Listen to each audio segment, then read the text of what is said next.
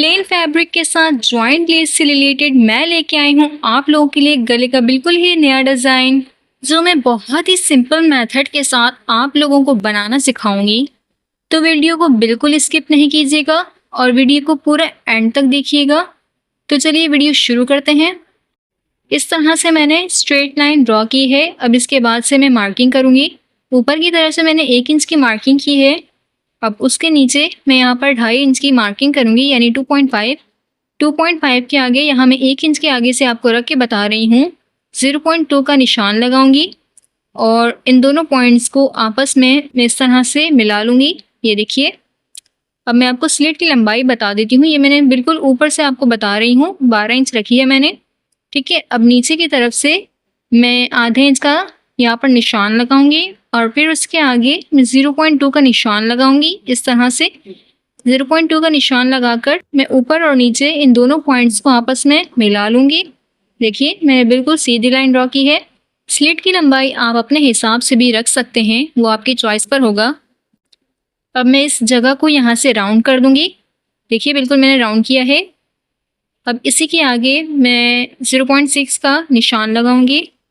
0.6 की मार्किंग करूंगी ऊपर भी और नीचे की तरफ भी मैं 0.6 की मार्किंग करूंगी और कुछ इस तरह से मैंने मार्किंग कर ली है। अब मैं इनको आपस में इस तरह से ड्रॉ कर दूंगी।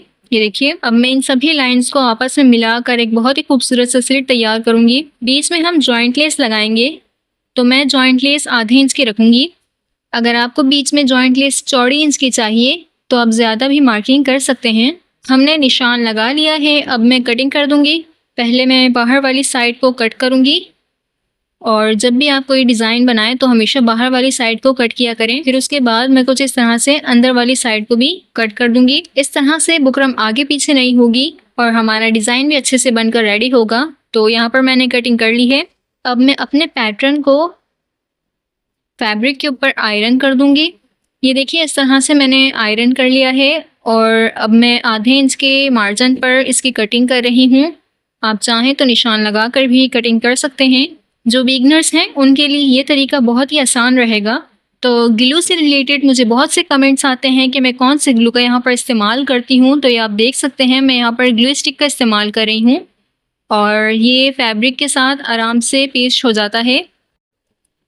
तो बहुत से लोगों ने मुझसे ये सवाल पूछा है कि बहुत ही आसानी से आप पेस्टिंग करती हैं, तो कौन सी ग्लू का मैं इस्तेमाल करती हूँ। तो ये ग्लू, तो इस तरह की ग्लू स्टिक किसी भी स्टेशनरी शॉप से आपको प्रोवाइड हो जाएगी। बाहर जितने भी फैब्रिक के मार्जिन छोड़े थे हमने उन्हें पेस्ट कर लिए हैं। अब यहाँ पर जो एक्स्ट्रा फैब्रिक बाहर की तरफ निकल रहा होगा उनको भी मैं कट कर दूँगी। अब बीच में हम जॉइंट लेस का इस्तेमाल करेंगे, तो मैं बीच में इस तरह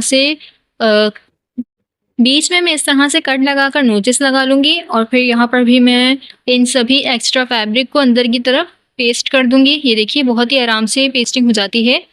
पेस्टिंग करूँगी और फिर उसके बाद मैं आयरन करूँगी और ऊपर की तरफ मैं इस तरह से कट लगा लूँगी ताकि हमें पेस्टिंग में कोई प्रॉब्लम ना हो। और जो कट लगाने के बाद हमारे पास जो एक्स्ट्रा फैब्रिक होगा वो मैं इस तरह से निकाल दूँगी।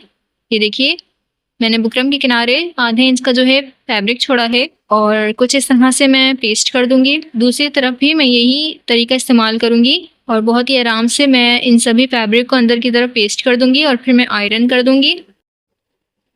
तो आयरन करने के बाद ये आप देख सकते हैं कितनी फिनिशिंग के साथ मैंने इसको रेडी किया है।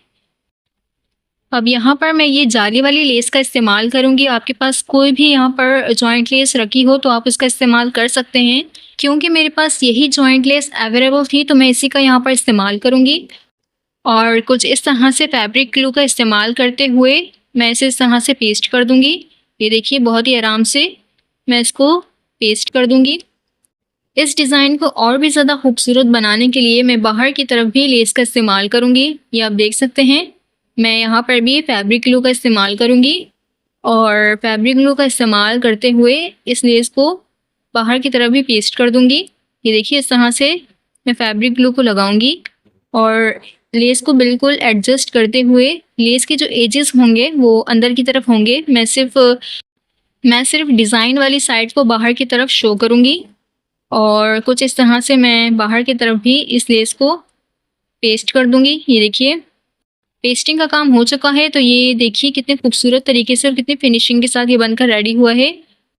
अब यहाँ पर मैं नेक की कटिंग करूँगी। मैंने ऊपर की तरफ से 2.7 मार्किंग की है और नीचे की तरफ से मैं 4 इंच का निशान लगाऊंगी और इस तरह से मैं चौकोर बॉक्स बना दूंगी। आप अपने हिसाब से भी नेक की लंबाई और चौड़ाई रख सकते हैं और इस तरह से मैं राउंड नेक का निशान बनाऊंगी और फिर बाहर की तरफ और बाहर वाली मार्किंग में 1 इंच लूँगी। इस तरह से निशान लगाकर मैं इसको कट कर दूँगी। पहले बाहर वाली जो है मार्किंग में कट करूँगी, फिर उसके बाद मैं अंदर की तरफ से इसको कट कर दूँगी। ये देखिए मैंने ये कटिंग कर ली है, ये आप देख सकते हैं। अब कुछ इस तरह से मैं फैब्रिक को डबल फोल्ड करके राउंड नेक बनाया था, कुछ इस तरह से रखकर मैं निशान लगाऊंगी। निशान लगाने के बाद मैं आधे इंच का गैप छोड़कर ऊपर की तरफ इसको कट कर दूंगी। ये देखिए ऊपर की तरफ मैंने आधे इंच का जो है गैप छोड़कर कटिंग की है।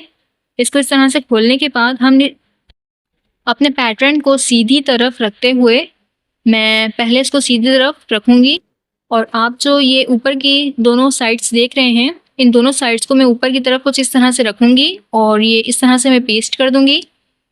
इस तरह से पेस्ट करूँगी। फिर उसके बाद मैं पहले बाहर की तरफ टक की सिलाई लगाऊँगी। पहले मैंने डिज़ाइन को फैब्रिक के बीच में रखकर पेस्ट किया। अब इसके बाद मैं बाहर की तरफ इसको स्टिच कर रही हूँ और बाहर की तरफ मैं कुछ इस तरह से स्टिचिंग कर लूँगी। अब ये स्टिचिंग हो चुकी है। अब इसके बाद जो आप बीच में फैब्रिक देख रहे हैं, मैं थोड़ा सा फैब्रिक छोड़कर कुछ इस तरह से बीच में इसको कट लगा लूँगी और दोनों तरफ इस तरह से मैं नोचिस लगाऊंगी ताकि हमारा जो एक्स्ट्रा फैब्रिक है वो अंदर की तरफ फोल्ड हो जाए। और बुकरम के नीचे मैं इस फैब्रिक को दबाते हुए फैब्रिक ग्लू का इस्तेमाल करते हुए मैं इसको पेस्ट कर दूंगी और दूसरी तरफ भी मैं यही काम करूंगी। अगर आप फैब्रिक ग्लू का इस्तेमाल नहीं करना चाहते तो अंदर की तरफ फोल्ड करते हुए आप पहले आयरन कर दें, फिर उसके बाद आप इसको स्टिच कर दें। लेकिन मैं यहाँ पर इस तरह से एडजस्ट करते हुए इनको रखूँगी और पेस्ट करने के बाद अब मैं अंदर की तरफ भी इसको स्टिच कर दूँगी। ये देखिए कितनी फिनिशिंग के साथ मैंने इसको एडजस्ट करते हुए रखा है। अब यहाँ पर भी मैं इसको स्टिच कर दूँगी। अगर आपने यहाँ तक मेरी वीडियो देखी है तो जल्दी से मेरी वीडियो को लाइक कर दें और अच्छा सा कमेंट करके बताएं अब तक का डिज़ाइन आपको कैसा लगा। जब हमने राउंड नेक काटा था, मैं इस तरह से बीच में से इसको कट कर दूँगी और कट करने के बाद मैं इन दोनों को अलग अलग फैब्रिक के ऊपर आयरन कर दूँगी। मैंने बाहर की तरफ पहले से ही फैब्रिक को फोल्ड करके पेस्ट किया हुआ है। यहाँ पर मैं आधे इंच का गैप छोड़कर इसको कट कर रही हूँ।